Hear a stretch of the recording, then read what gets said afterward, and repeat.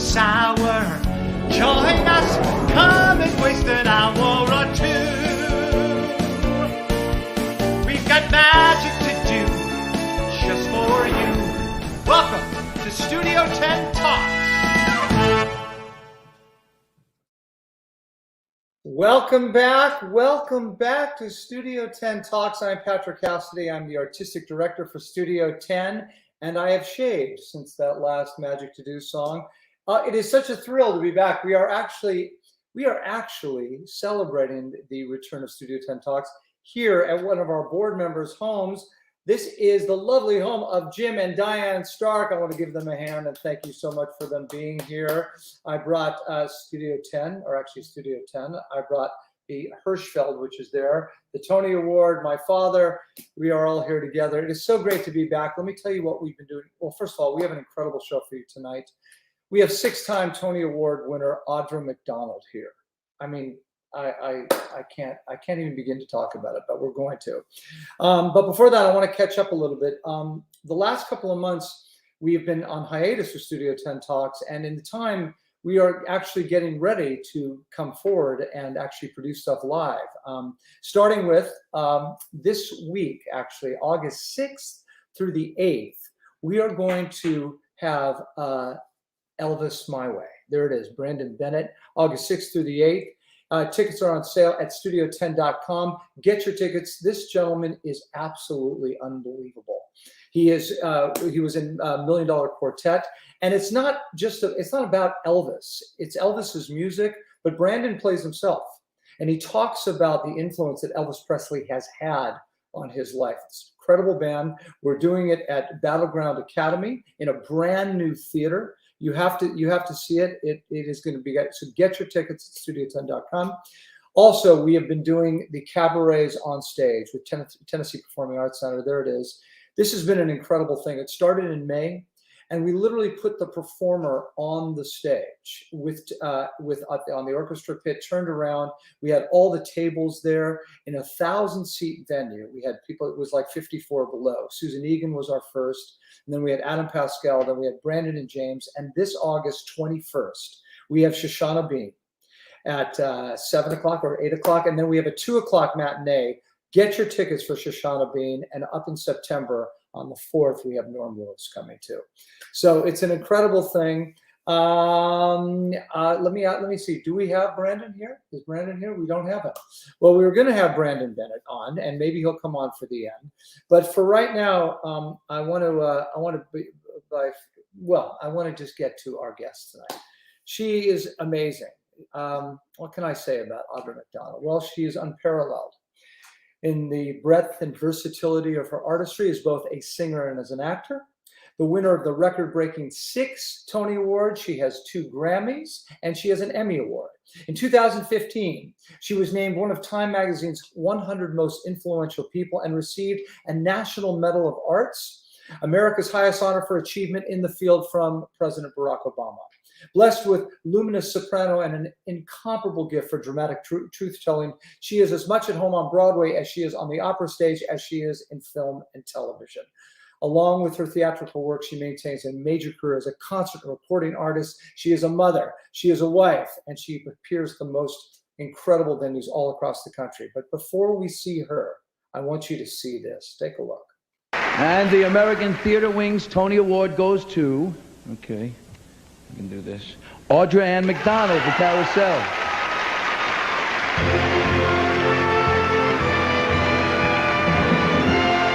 And the 50th anniversary Tony Award goes to Audra McDonald Masterclass.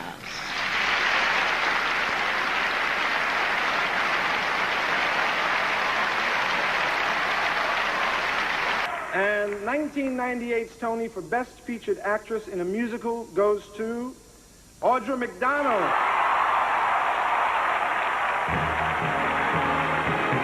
This is Ms. McDonald's 3rd Tony Award, having previously won for Carousel in 1994 and Masterclass in 1996. And the winner is Audra McDonald, A Raisin in the Sun.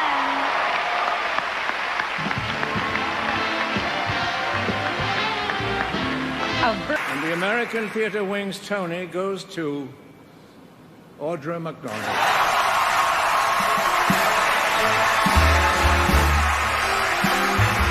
With a record 4 Tony Awards in the Featured Actress category, tonight Audra McDonald wins her.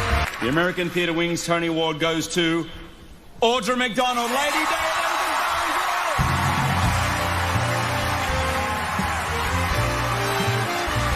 Taking home her 6th Tony Award for acting tonight, the legendary Audra McDonald makes Tony history.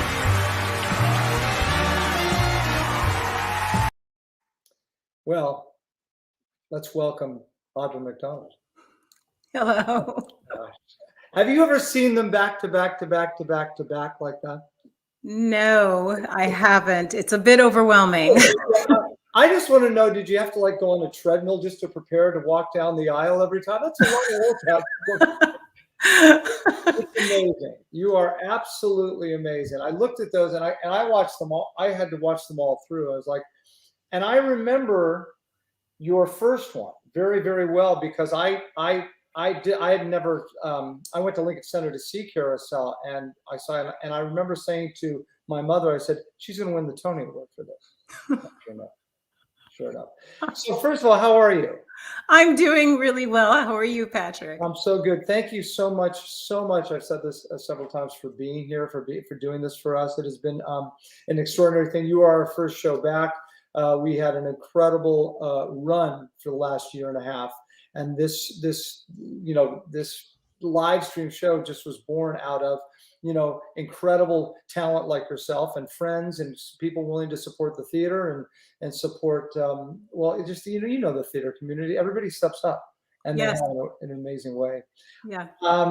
So talk to me about growing up in California.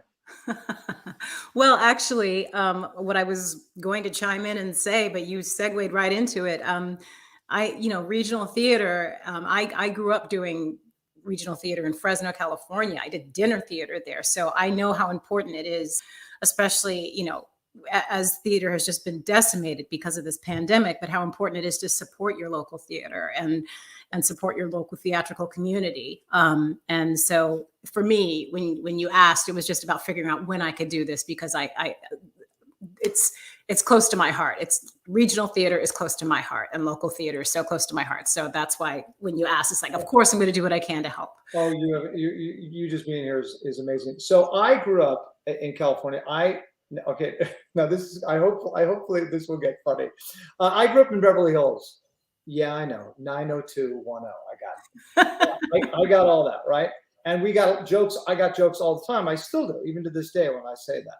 You grew up in Fresno, is that correct? Yes, 93720. Very different. Okay, so I remember people doing jokes about Fresno. Did you? Yeah. In fact, I've been to Fresno once, and I was about 10. The only thing I remember was a Dairy Queen. That was it. A Dairy Queen. Yeah. Oh, I thought maybe you were just going to say actual. Oh, wait, where did you go? There you are. I thought you were going to say actual dairies. What was it like growing up in Fresno? Well,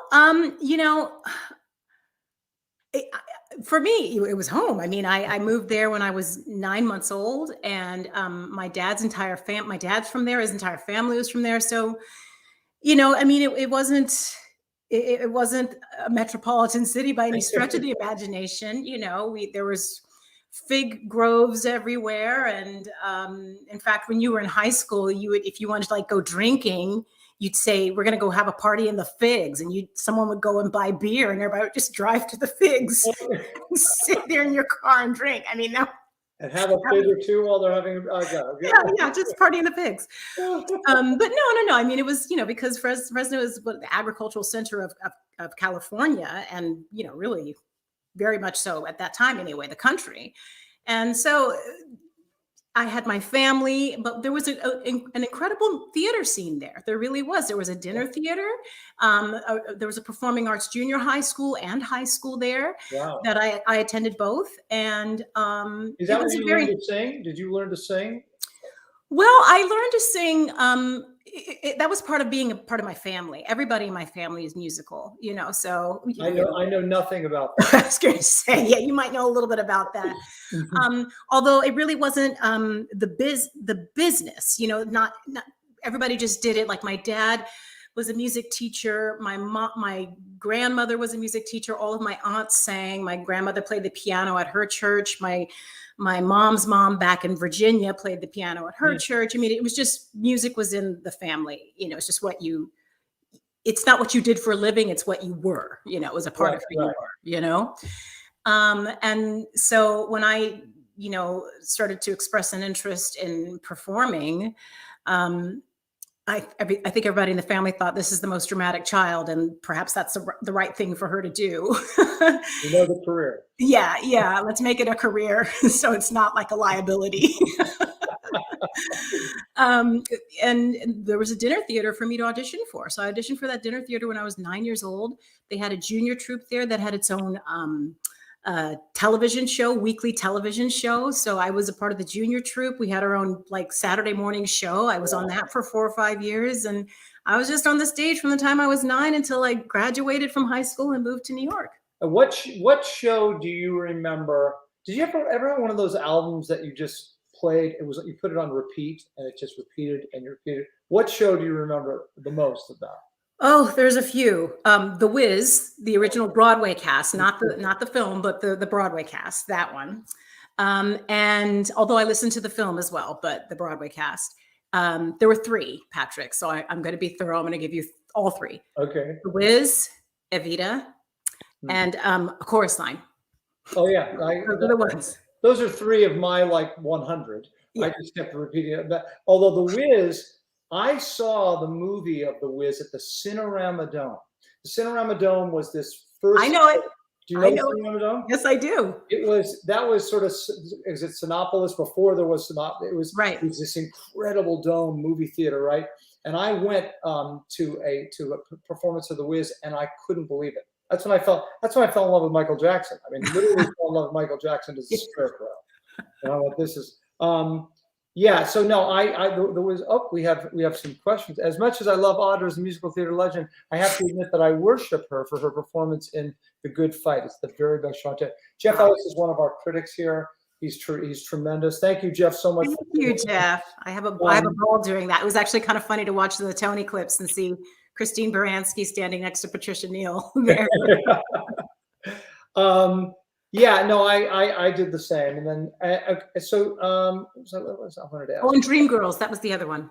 Okay, so Dreamgirls, and I know you've done Dreamgirls, right? Didn't you do the Actors Fund with Norm? Yes, yes, and all? Yes. So that became my first show, which is what you see. That's my Hirschfeld from Pirates of Penzance when I was 19. So I became. Dreamgirls was in previews, and I went on a Monday night. I didn't know what these. I saw these 3 legs. Yeah. And I walked in, and at the end of the first act, I was sitting there sobbing like a child, and I couldn't move. I thought, okay, I'm going to do this for the rest of my life. I then became an obsessed, stalking fan of everyone in that show. Olga Babatunde, Ben Harney, Cleavant Derricks, Loretta Devine, Shirley Ralph, Jennifer. Even the stage door guy. I wanted to know everybody in that show, and did, and I became just like that, crazy. Yeah, because I grew up in Fresno, when Dreamgirls was on Broadway, that was 86, I think, 85, 86. I was still in Fresno, and I really didn't have the opportunity. 82, maybe Dreamgirls was 82. Somebody in the comments will correct me, I'm sure.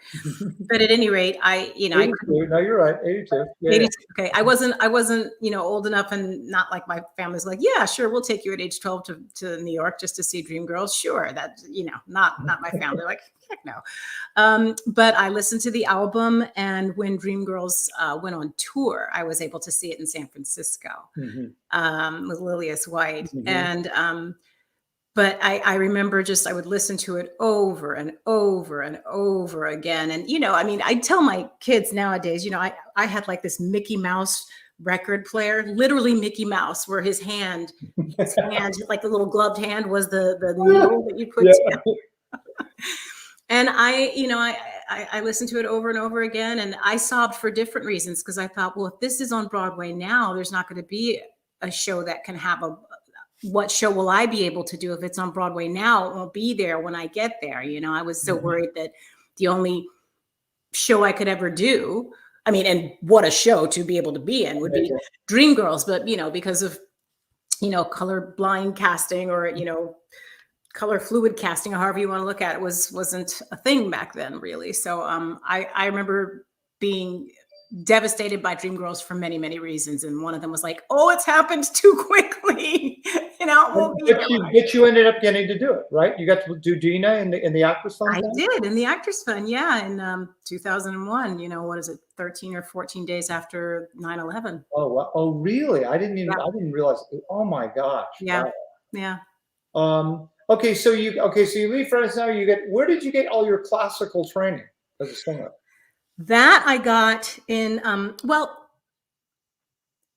because both of my grandmothers were piano teachers and my mom was a pianist as well. I studied piano, so I was playing Bach and Chopin and all that stuff on the piano. And once I started performing at this dinner theater, my mom got me a voice teacher. So I was singing with a voice teacher every week. I wasn't necessarily learning classical arias or anything, but I was certainly learning vocal technique. And then when I decided to audition for Juilliard, I knew that I had to audition with classical music. So my voice teacher, who actually just passed away about a month or two ago, and he sort of got me ready for this audition and taught me a Mozart aria from Le Nozze di Figaro, from Marriage of Figaro, and another aria from Samuel Barber aria. And I flew to New York and auditioned with that. And then that began my classical voice journey that I wasn't necessarily prepared for. Wow. And so then all through Juilliard, you studied classical as well as musical theater, though, too? No, just classical music. Yeah, kicking and screaming. I thought I'd be able to study both, and that wasn't how the program worked. And so it was a rough time. Yeah, but this is amazing. But I have a feeling, though, thankful for that. Absolutely. So absolutely. I think if I hadn't have had that training and I hadn't had sort of had that time at Juilliard, just because, you're on your path always, whether you feel like you are or not, you're on your path, and everything that I learned. And I met the father of my first child there. So, of course, yes, I'm so thrilled that I went to Juilliard, but I wouldn't have discovered half of my voice had I not gone to Juilliard. I wouldn't have known that I had this classical side. And as a result, I wouldn't have then, found all of my voice, everything that makes my voice unique and special to me. And a singular sound. And I'm saying this because I think everybody has a singular sound, something that identifies them. So my voice sounds, when you hear it, you're like, okay, that's Audra McDonald singing. You're like, when you hear you sing, it's like, oh, that's Pat. You recognize. And I think I wouldn't have had nearly, the whole instrument without my classical training. It's not unlike, my wife's a dancer and now a teacher and a choreographer and stuff, but her foundation is ballet. And every dancer, I think's base and foundation should be ballet. If they go on to do contemporary, they go on to do hip hop, or they go on to do jazz. But that foundation, that technical foundation is, I think, you have to have that. Absolutely. It's imperative. I think it's gotten me through, just having a technique and studying and learning a technique that's right for me has, helped me to survive doing 8 shows a week on Broadway for years and years and years, because it's a killer, it's a very difficult thing to do. And it's the Olympics. Yes. Right now, it's the Olympics. It truly is. Sharon says that she had the same Mickey Mouse record player. Probably worth thousands of dollars now. Okay, so you go to Juilliard, and how long after you graduated Juilliard before you auditioned for Carousel? Well, okay, so I'm pausing. I'm hesitating because I graduated from Juilliard while I was on the road doing the tour of the Secret Garden. because I had taken a little sabbatical from Juilliard. And Make a couple of dollars on the road, then get back to yeah, I think everybody at Juilliard kind of figured out that I wasn't really going to go into classical music. And I had a little bit of a breakdown while I was there. And then I got this opportunity to be in the tour of the Secret Garden, and the dean of the school, along with my teachers, were like, yeah, go ahead, go do that. You can come back and graduate. So I came back, I left, and then I came back and finished up my last semester. So it took me 5 years to graduate. So the day of the actual graduation, I was on the road doing Secret Garden somewhere. I think we were in Chicago. So the guy, a wonderful man named Bobby Wilson, who was wrangling the children in the Secret Garden, had just finished their sort of like school portion of the year with the tour. So, because they all had teachers right there on the tour with them. So I had my graduation with a bunch of 10 and 12-year-old kids. That's how I had my Juilliard graduation.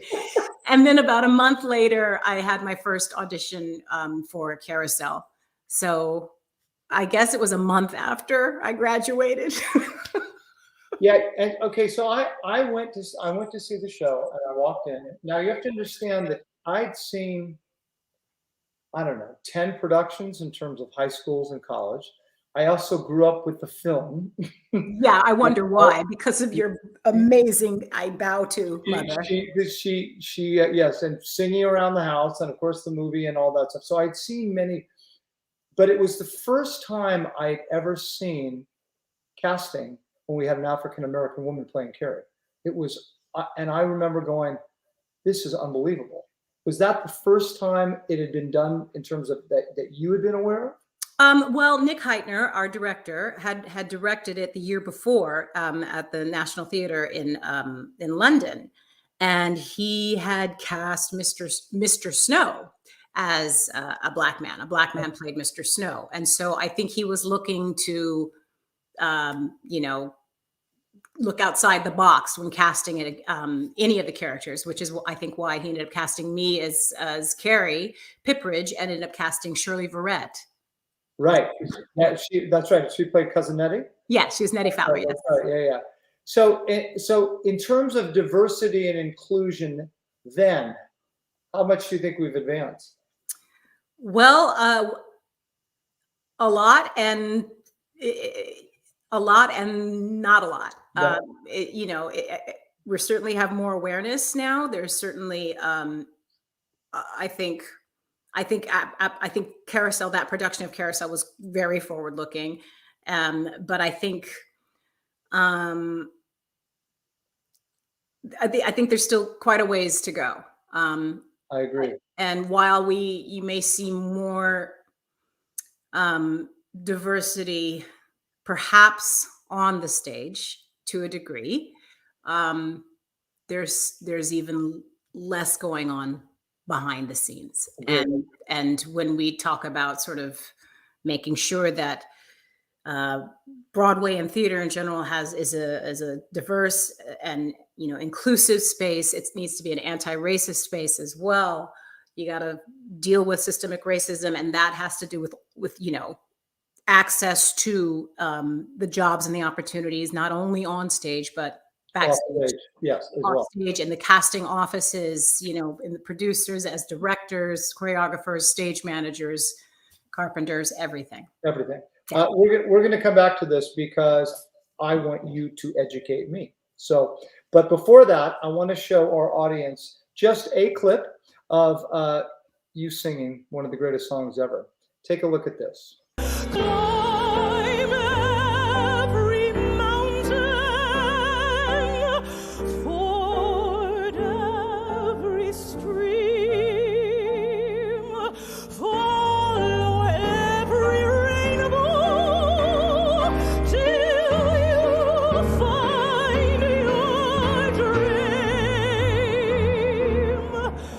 A dream that will need all the love you can give every day of your life, for as long as you live.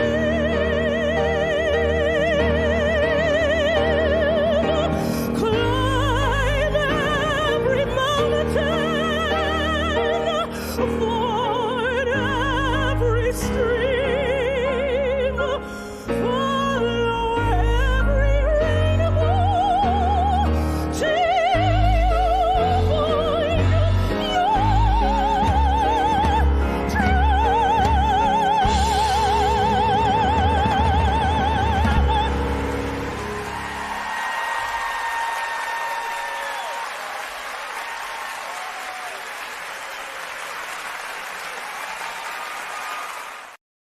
Yeah, that's Audra McDonald.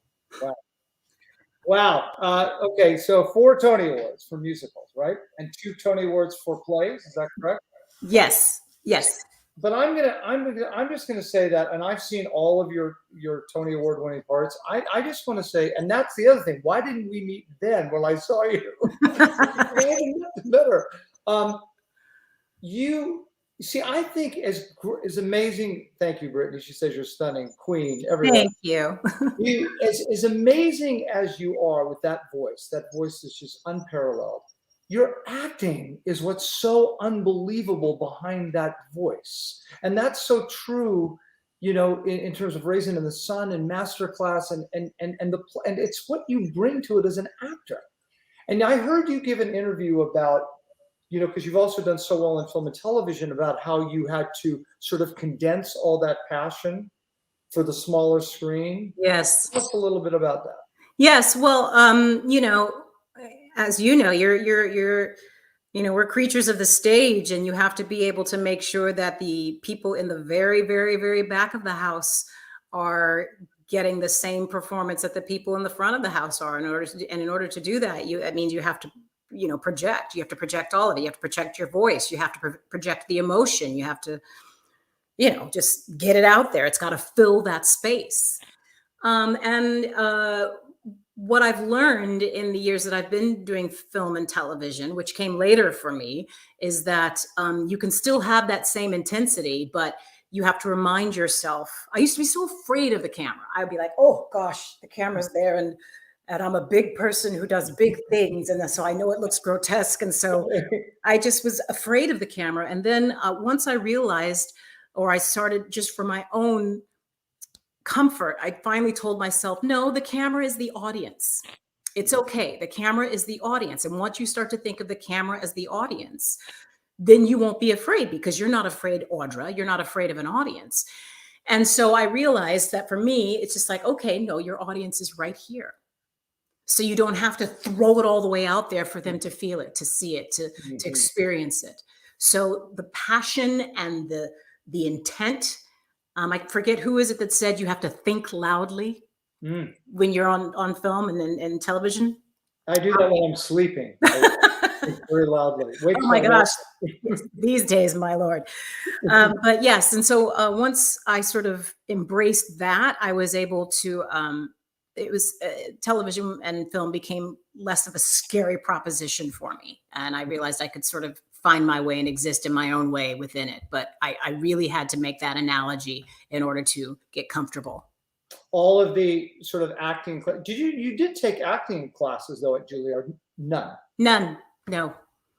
So did you then, after sort of you became, you're on Broadway now, and you've done, did you then sort of, because I went back to acting class. Like when I came to New York, I got my first Broadway show at 19, and I didn't know nothing about acting. I just was right. I was naive. I was right for Frederick. So I started studying in the daytime. Yeah. And then I'd be doing a play with Kevin Kline at night, and that was an acting lesson. And then right.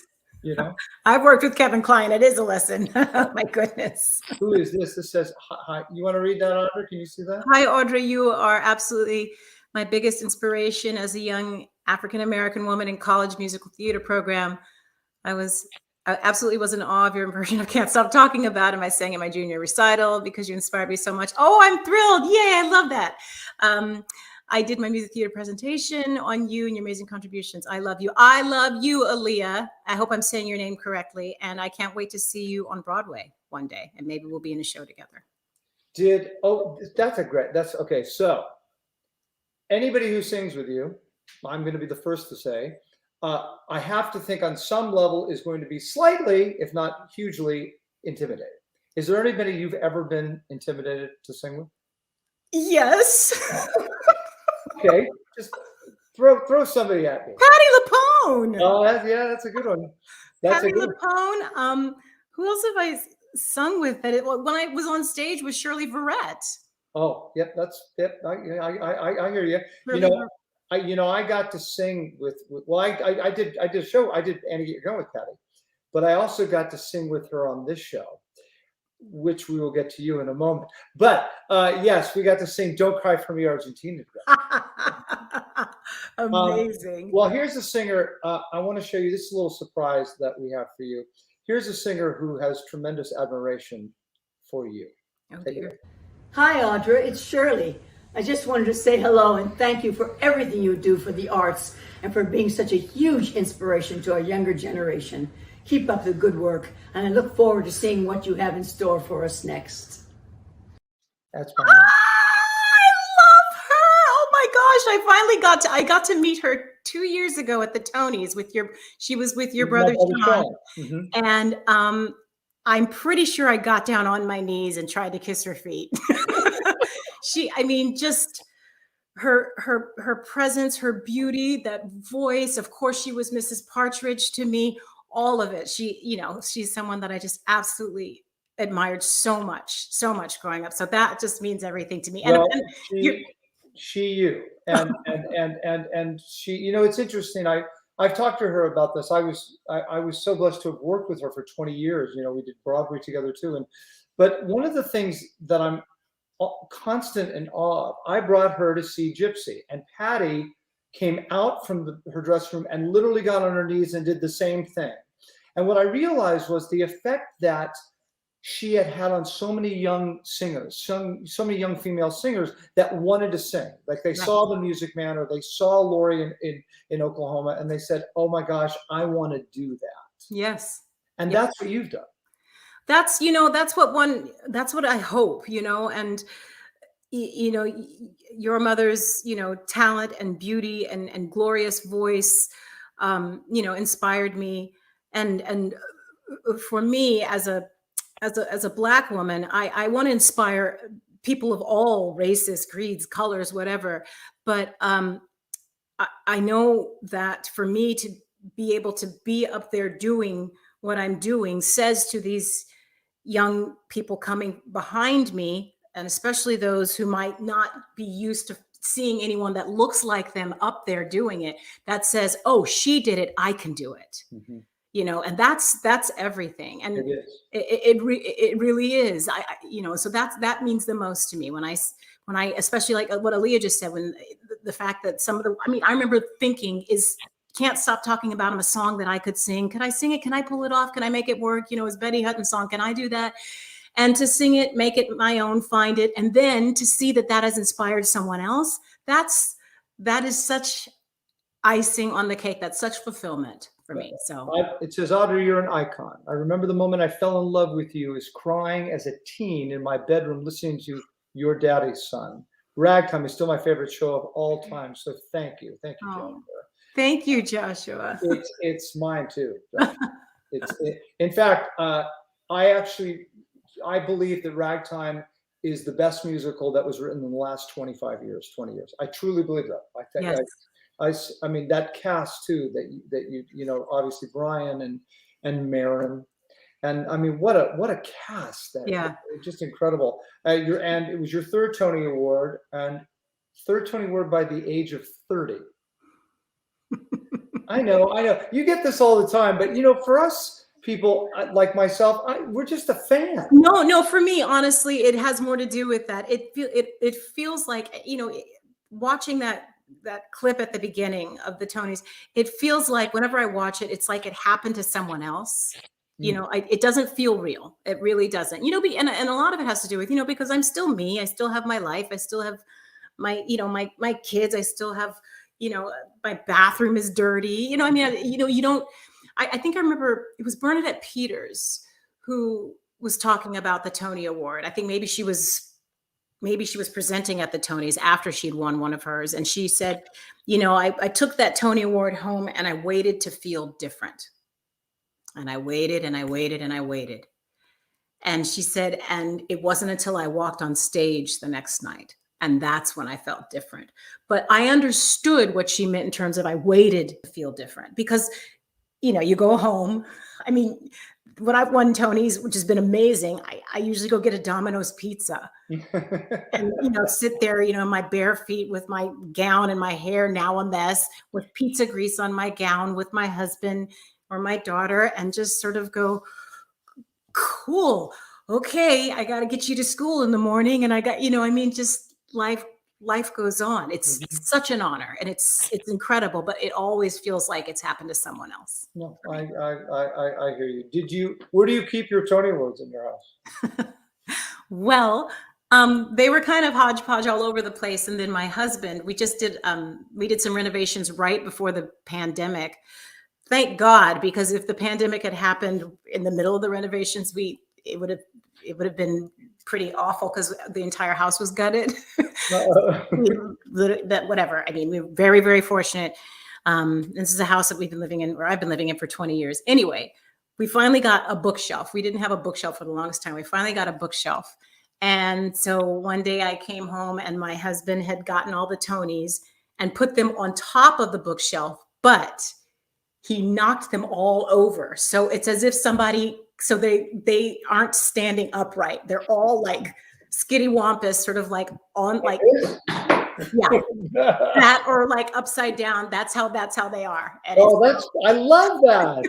Which is it's so artistic. Well, it's artistic, but it also, I think, it just sort of, it keeps, and children keep you humble. Yes, they keep you in your place. We had growing up in my family, my brothers and I, if for a moment we started to believe any of the part about it, like, oh God, we're really like cool and good and stuff, they would say, you're not getting the joke, are you? You better get the joke. This is a joke. You take the humble pill and know that this is a joke. You are so blessed to be here. Exactly. Yeah. It keeps. I want to talk about Ragtime for one more moment because I want to show this clip. What was that experience like for you? It was incredible, working with Frank Galati, who had done, he's an incredible director, done all the work at Steppenwolf, and Graziella Daniele, who's getting an honorary Tony this year. Just no one who deserves it more. And of course, Lynn Ahrens and Steve Flaherty, and Terrence McNally, God rest his soul. It was really an amazing experience to watch and be a part of a musical being birthed. That's a difficult birth. Yeah. It was I did, I don't know how many workshops of it, and all the iterations of what it was until it became what it is that we all know. The fact that when I first started with it, there wasn't Daddy's Son wasn't a part of the score. Sarah didn't have a solo. By the third workshop, Sarah wasn't even in the second act where she comes in. I mean, just the way you watch, and the way that Lynn Ahrens and Steve Flaherty and Terrence McNally and Grazie and Frank would sit out there night after night and go, oh, you know what we need, or what's missing, or oh, that's got to go. I think they described it as this like massive, like 9 or 10 arm beast that they'd get like 9 of the arms down, and then the 10th one would come flying up again. They'd have to figure out. So it was fascinating to be a part of that. And the building of a show, if people knew what went into, and how many years it takes, yes. Yes, to get it up.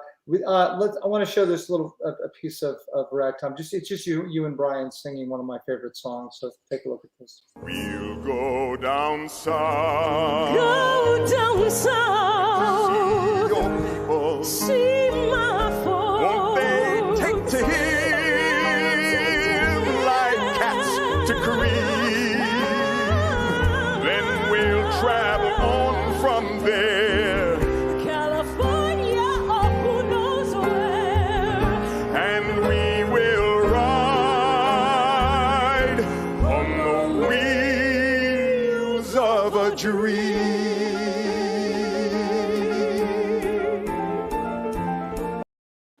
Oh, do you still get to sing with Brian? I do. We sing that song a lot together. And I have to say, there's only, I think I can name 2 other people that this has ever happened with. There's something that happens when I sing with Stokes. I go into this really weird Zen place, and I float out of my body every single time I sing with Stokes. There's something about the way our voices blend together that all of a sudden it's like we're vibrating on a different. I sound crazy to you right now. I'm sure. No. You've just prepared me though for our first game, and now I'm really nervous.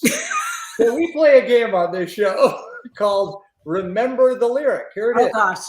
And in this game, we will sing I'll sing a lyric from a show you did, from a song you sang. I'll point to you, and then you come back with me to the lyric. Got it?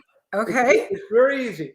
And gosh. it's really going to be easy for you this time, and I'm going to fail miserably. Here we go. It goes something like this. I got pandemic brain, so I mean. No. I think you're going to be fine. It's me. Ready? Beyond that road, beyond this lifetime, that car full of hope will always gleam with the promise of happiness and the freedom he'll live to know. He'll travel with head held high, just as far as his heart can go, and he will ride. Our son will ride on the wheels of a dream. I got to sing Wheels of a Dream with Audra McDonald. Awesome. And you raised the key by like a lot. Oh, I did? It's good. It's good. Well, unfortunately, I'm a little tenery. And I know you didn't have that out-of-body experience that you had with Stokes, but I did. Oh, I did. I did. I absolutely did. Thank you for doing that. Oh, that means so much to me. I love that. Tell me just about your. This is what I want to know, because I went through this. How do you balance the family, careers? Look, I want to tell our audience too. Audra's husband, Will Swenson, is an incredible Broadway star as well. He was nominated for a Tony Award for Hair. He was in Les Mis on Broadway. He was in Waitress on Broadway. Many, many, many more. I understand what that's like. I had two parents, both musical theater people. My mom was a movie star too. But growing up with that, what's that like for Will and Audra? You know, it's like it's strategy at all times, because you know together we've got 4 children, and our family means everything to us, and it is the most important thing in our life. But you know, we have to work, and we have to work so we can have money for our children, and so they can go to school and all these things, you know, so we can have a roof over our head. The guilt is always there. The guilt is always there, but we do what we can to try and balance it so that, you know, all right, if you're doing this right now, I'll be home. Or if I'm going to go off and do these concerts on this weekend, you're going to, you know, make sure that, you know, they go to the zoo or they do this or that, you know, so it takes a village too. We're very blessed that my mom lives next door to us, which is just, I mean, a huge blessing, you know. And also I think people who, you know, there's a lot of friends that I used to have that I don't have anymore because I just stopped hanging out with them, because when I have a free moment, I'm with my kids. I'm not partying or going out like I used to. It's very, very difficult to find time in our busy lives. And so when we do have time, we feel like we have to give it to the kids. Yeah. So but I think it's only something that I don't think I could be married to anybody else, because I don't think they would understand it the way Will does. I mean, he was going to be a part of this tonight, but he's in Atlanta, where he's been filming a television show since April. And it was he's doing what we do. You know, exactly. My parents took us on the road with them. I tell this story all the time in my act, but I went to see my mom do a movie with Jimmy Stewart and Henry Fonda called The Cheyenne Social Club in New Mexico in the summer. And I went there, and Gene Kelly was directing the movie. And I went, and Gene Kelly, it was a little Western. He put me in the movie as an extra, and then he taught me a movie take. Gene Kelly taught me to go like this. He looked like you. Right. So what I'm saying is, I got to do. I would go on the road and see them, and then subsequently I took my children on the road twice for 2 separate years, which my kids to this day say was one of the greatest experiences. We did Joseph on the road. Oh yeah, big national tour, and they were in the kids chorus. But the first time they learned to crawl and walk on the thing. So what I'm saying is, we made it a part of our family. Yeah, and that's kind of what we've done too. And I tell you, I mean, our kids, you know, they're kind of jaded. They're wonderful, amazing children. Three of them, one is 17, two of them are 20, and one's 4. We have one actual little child. But you know, they were always backstage. We would take them if I was touring, or when he was doing hair in London, they were there with us. When I was doing Lady Day in London, they came there. I did a concert in Spain. They came there. They've just been everywhere. And for me, and I would imagine for you too, or maybe maybe for your mom. I know for you too, as a parent, you've done it. I would rather have them with me whenever I can, because those times when you have to leave them home, it's heartbreaking. It's hard to tell. I agree. I had them all. I had to have them with me. Yeah. And then the hard part is, at least my mother used to say, is then, okay, then how do we convince them not to go into show business? Exactly. They've been sitting. I mean, I sat on Bob Holliday's at the St. James Theater for It's a Bird, It's a Plane, It's Superman. He was Superman in the outfit, and I'm like, 8 years old, sitting on his. Oh yeah, I want to do this too, Bob. Oh my gosh. Yeah. Well, you know, the thing is, they see the guts and the glory of it all. So if they do go into it, they're not going in completely naive about it. They know how stinky it is backstage. They know, how nasty the dressing rooms are. They see, what it's like to have, mom warming up for hours and hours when I'm trying to listen to my TV show, or she's tap dancing upstairs and we're trying to have dinner, whatever. Right. So they see all of that too. So they don't, I think, if they do go into it, it's like, well, you can't say we didn't warn you. You saw it, you lived it. Have you and Will done shows together? We did. We met doing 110 in the Shade, and then we did it Will comes from a theater family. His grandparents wrote their own shows and founded a bunch of different theaters. There's Hill theaters in Orem, Utah, in West Valley, Utah, in Glendale. I think there's one in Arizona. So he comes from a theater family. I mean, that's blood. That's that's in his DNA. So we did 110 in the Shade for his brothers. Now his brother now runs one of the theaters in Orem. So we did it for their theater, and we did Moon for the Misbegotten at Williamstown. Oh, that's great. Oh, that's great. It's fun to work with your husband, isn't it? It is. Oh, we had a great time. It's I love working with my wife. I mean, it's different because she's a dancer. Although we tell the story about, we were rehearsing. She played Mrs. Potiphar in Joseph, and we were rehearsing for Entertainment Tonight, and we were doing the little Potiphar Joseph dance, right? And we just learned the choreography, and she grabbed my hair at one point for this choreographed move, and she cut my face. So on Entertainment Tonight, I had blood coming down my face. And I was no, it's okay. This is our marriage. It's fine. That's exactly right. It worked. Oh yeah, and Will and I we just did the TV show, the Robert and Michelle King TV show about the pandemic turning into a zombie pandemic. We just played lovers in that. Oh, very nice. Well, I want to show a little clip of you and Will. This is from the Tonys. It's about, again, mixing family, Tony Awards, your career. Take a look. I want to thank my family. I want to thank the man I'm going to marry, Will Swenson, for telling me to do this. I'm so glad I listened to you.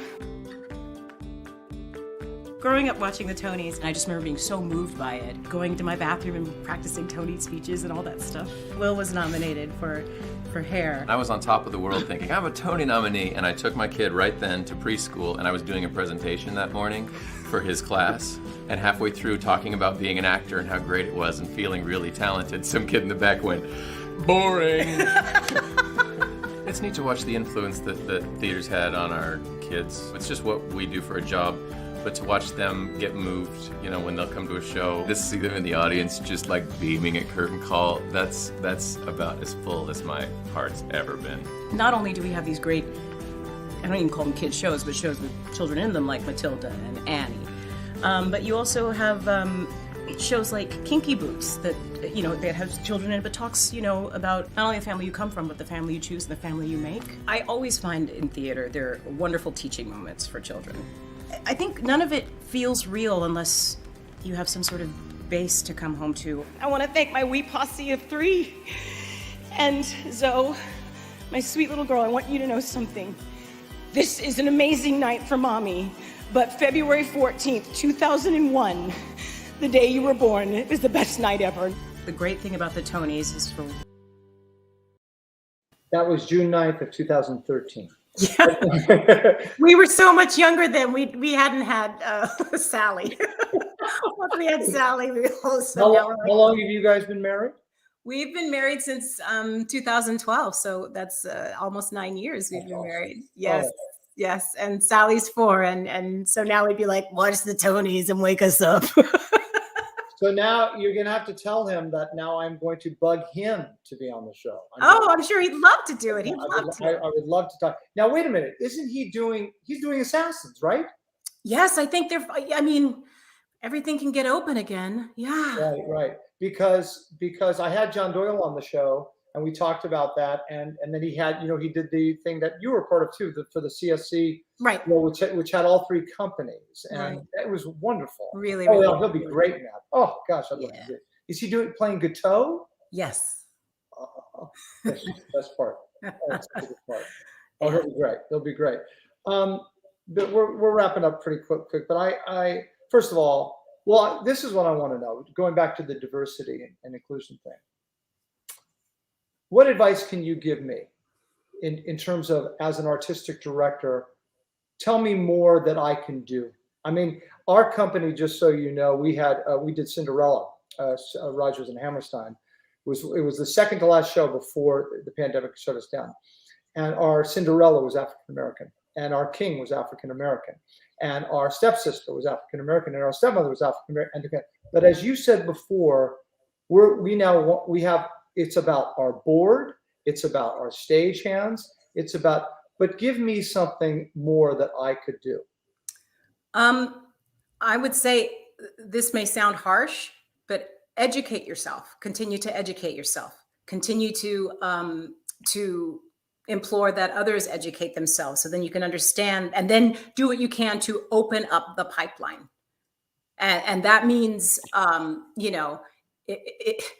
looking in different places to find who might, be sitting on your board, or who might be the stage managers of your shows, or who might be your music directors or whatever. Make sure that you are casting the net as far and as wide as you possibly can, and starting to create space for others to come in. There's a lot of people say, well, I just, I want to hire someone that's diverse. I just can't find anybody. It's like, well, there's a pipeline issue here. We got to open up the pipeline. You got to go to the schools, go to the colleges, bring in interns, pay your interns, do things like that to increase the accessibility to the arts in both on stage and off stage, and then make sure that the space is anti-racist.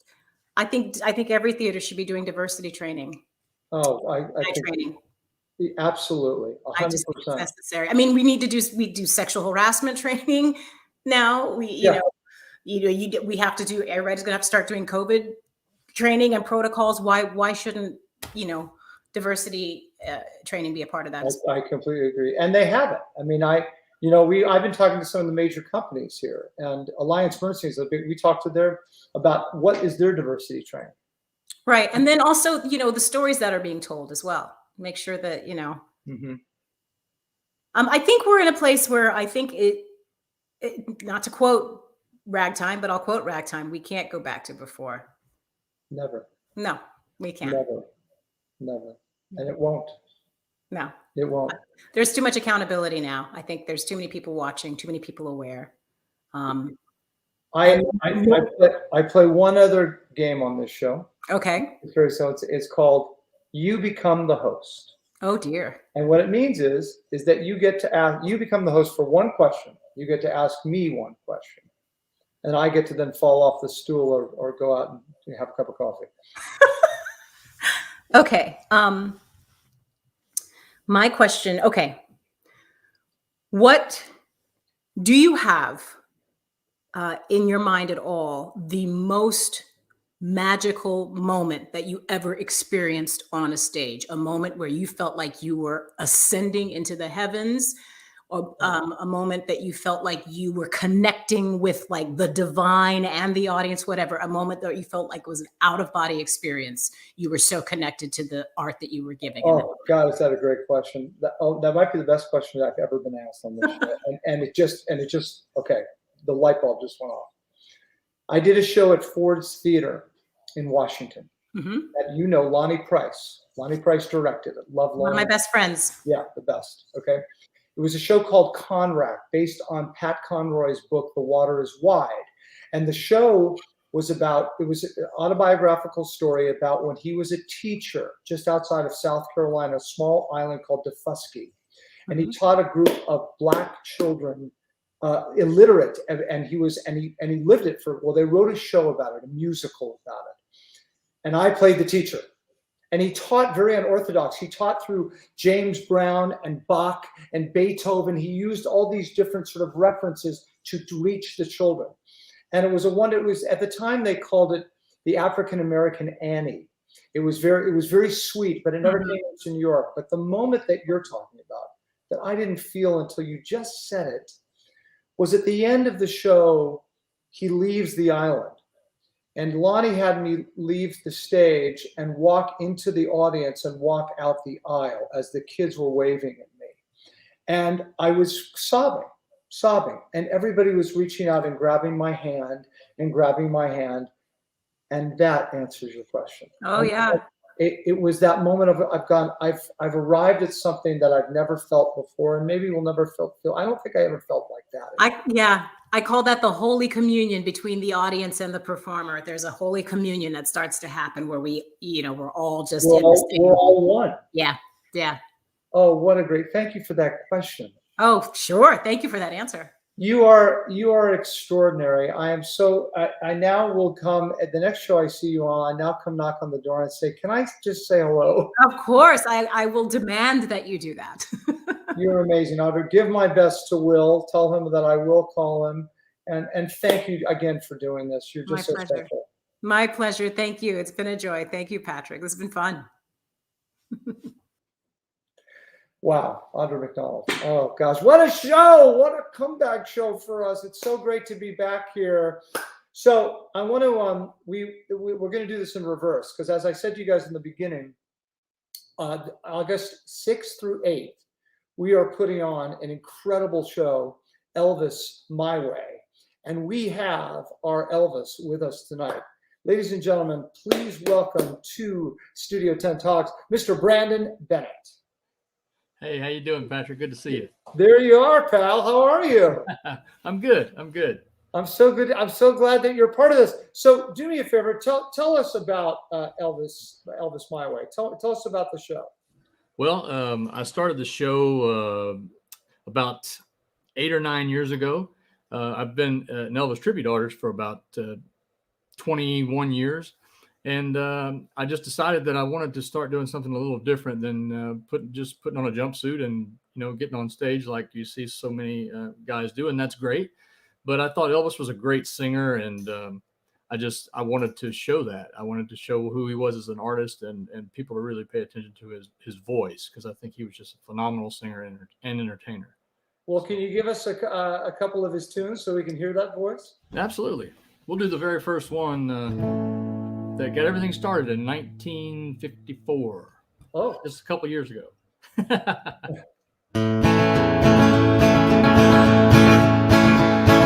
that's all right, Mama.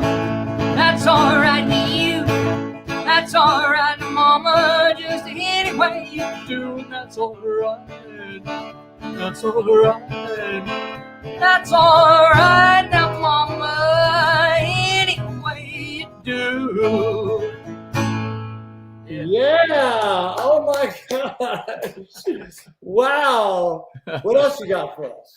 Well, we can do. A lot of people think that this next song was Elvis's song. It was originally written and recorded by a guy you've probably heard of. I know you've heard of him. Named Carl Perkins. Oh, Carl was the first one to have the hit with this song, and it's called Blue Suede Shoes. Oh. Well, it's 1 for the money, 2 for the show, 3 to get ready. Now go, cat, go, but don't you step on my blue suede shoes. Well, you can do anything, but lay off of my blue suede shoes. Yeah. Well, you can knock me down, step in my face, slander my name all over the place. Do anything that you want to do, but honey, lay off of my shoes and don't you step on my blue suede shoes. Yeah. Well, you can do anything, but lay off of my blue suede shoes. Well, it's a blue suede shoes. Blue suede shoes, baby. Blue suede shoes, yeah. Blue suede shoes. Well, you can do anything, but lay off of my blue suede shoes.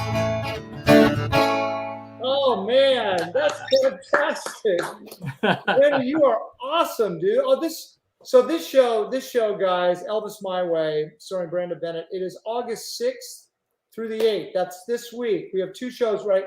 What is it? Friday, Saturday, or Friday, Saturday, Sunday?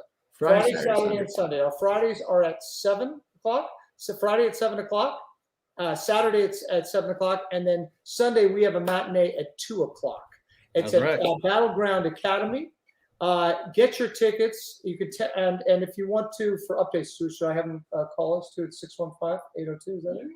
So you can call us at 615-802-6642 down there at the bottom of your screen. Brandon, I can't wait to see you. You have a band of 6, right? That's right. We've got a 4-piece rhythm section and 2 female backup singers. So, and you stay. Have you been to Graceland? I have. As a matter of fact, I'm going there the week after we do our show. It's Elvis week, so I'm going back to Graceland to do that whole party that week. So wow, that'll be great. Well, it's a pleasure to team. We're teaming with it's a co-production between Studio 10 and Artist Lounge Live. Michael Ingersoll, who's so wonderful. You are going to be a huge star. By the way, tell me, in all your Elvis experience, how many times has women thrown themselves at you, thinking that Elvis has come back? I think for the most part, it's everybody. We're just having fun together. I mean, I know I'm not Elvis. They know I'm not Elvis. I think most of them know that anyway. But it's all part of the experience. We're there to have a good time, and that's what music is for. To just to be able to let loose, and that's the wonderful thing about music. I think it's maybe the only thing we have here in this life that is powerful. As music is it maybe it's the only thing like it. It can touch all your emotions and bring back memories, and so that's what the show's about, just to have a good time and remember the music, and maybe even remember some things you have connected to the music. Oh, that's great. Yeah, and you're right. It's the universal language for all of us. Well, we do a thing, Brandon, on the show where I usually do a sort of a goodbye song or a goodnight song, a little piece of it. Yeah. You think you have an Elvis song that could send us out tonight? Yeah, I'll give this one a shot. Old Frank Sinatra song that Elvis kept popular, remade popular. I don't know what you want to say about that. My Way. How about that? Oh, that's perfect. All right. And now the end is near, and so I face the final curtain. My friends, I'll say it clear, I'll state my case, of which I'm certain. I've lived a life that's full, I've traveled each and every byway and more, much more than this. I did it my way. What is a man? What has he got? If not himself, then he has not to say the words he truly feels, and not the words one who kneels. The record shows I took the blow and did it my way. Bravo. Bravo. Brandon Bennett, Elvis My Way, August 6th through 8th at Battlegrounds Academy. Thank you, Brandon. Thank you so much. Thank you, Audra McDonald, from the bottom of my heart. We will be back in a month. We're doing Studio Tenn Talks once a month. Come back. We will see you soon. Thanks so much. Good night, everyone.